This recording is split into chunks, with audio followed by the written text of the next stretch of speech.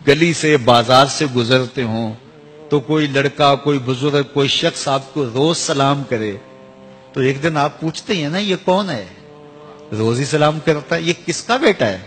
یہ روز سلام کرتا ہے۔ پھر کس دن آپ روک کے پوچھیں گے پتر کس کے پتر ہو؟ اتنے اچھے ہو کہ روز سلام کرتے ہو۔ تو ایک دن حضور بھی پوچھیں گے نا یہ کس کا پتر ہے، یہ کس کا بیٹا ہے، یہ روز مجھے سلام کرتا ہے۔ تو پھر حضور سے تعارف ہو جائے گا، اس لیے حضور کو سلام کیا کرو۔ حضرت ابو درداء رضی اللہ تعالیٰ عنہ کہتے ہیں میں حضور کی بارگاہ میں جب آقا نے فرمایا نا کہ جمعے کے دن کثرت کے ساتھ میرے پہ درود پڑا کرو، تو میں نے عرض کی حضور جب آپ وصال کر جائیں گے تب بھی یہ عمل جاری رکھیں؟ تو حضور نے فرمایا اللہ نے مٹی پہ حرام کر دیا نبیوں کے جسموں کو کھائے۔ فنبی اللہ حی یرزق، نبی قبروں میں زندہ ہوتے ہیں اور انہیں رزق بھی دیا جاتا ہے۔ اس لیے جمعے کے دن کثرت کے ساتھ میرے اوپر درود پڑھو، میرے اوپر سلام پڑھو۔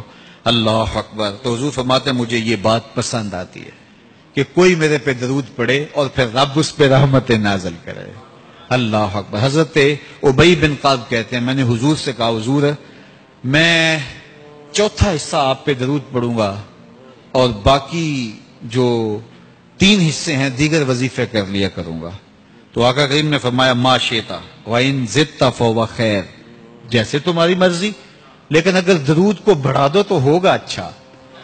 تو میں نے کہا حضور میں آدھا وقت درود پڑھوں گا آدھا دیگر وظیفے کروں گا۔ فرمایا ما شئتا، جو تمہاری مرضی، لیکن درود کی مقدار بڑھ جائے تو اچھا ہوگا۔ میں نے کہا حضور میں 2 حصے درود پڑھوں گا 1 حصہ باقی وظیفے کروں گا۔ فرمایا بہت اچھا، لیکن درود کی مقدار بڑھ جائے تو پھر اور اچھا ہوگا۔ عرض کی حضور میں پڑھوں گا ہی درود، میں سارا وقت درود پڑھوں گا۔ تو سنو میرے حضور نے کیا کہا، یہ ترمذی کی روایت ہے۔ حضور نے فرمایا پھر تیرے سارے دکھ مٹ جائیں گے، سارے گناہ معاف کر دیے جائیں گے۔